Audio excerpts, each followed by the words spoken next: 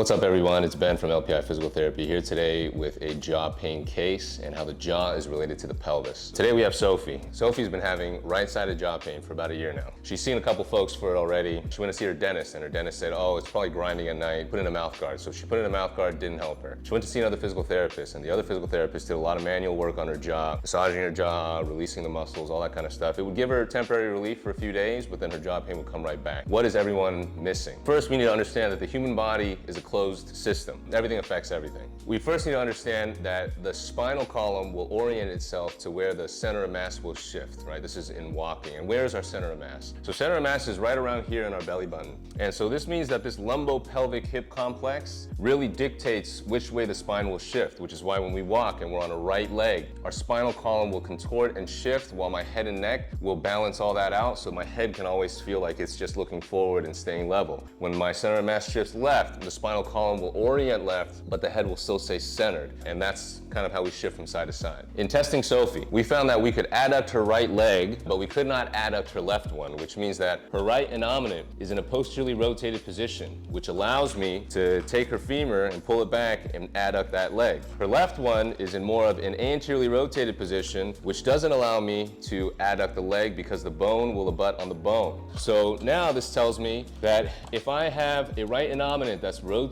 this way, my spinal column is now rotated right on the lower levels. The rest of the spinal column up the chain will contort left, right, but overall the spinal column is shifted to the right. Now what happens to the jaw when our center of mass is shifted right? Go ahead and try this at home. You can go ahead and see what happens to your jaw. Now remember, the jaw from side to side only moves a few millimeters, but you can still try to feel this. So if you put your fingertip with your jaw relaxed over the two front teeth, and what you're gonna do is as you gently shift your spine, keeping your head level, shift all your mass over to the right, you will feel your lower jaw start to move slightly to the left. And now, as you start to shift your center of mass over to the left, you will feel your lower jaw start to naturally shift over to the right. So this means that her spinal column, even though she feels upright and centered because her brain has created this sensory experience to make sure she doesn't feel so shifted, her spinal column has been shifted right for a long time, which means that this lower jaw has actually been shifted to the left for a long time. So everything on the right side is actually overstretched and too opened, and everything on the left side is getting too compressed. And you can have pain on either side, but for Sophie, it just so happens that she has pain on this right side. So what did we do to treat her? Tune in next time to find out.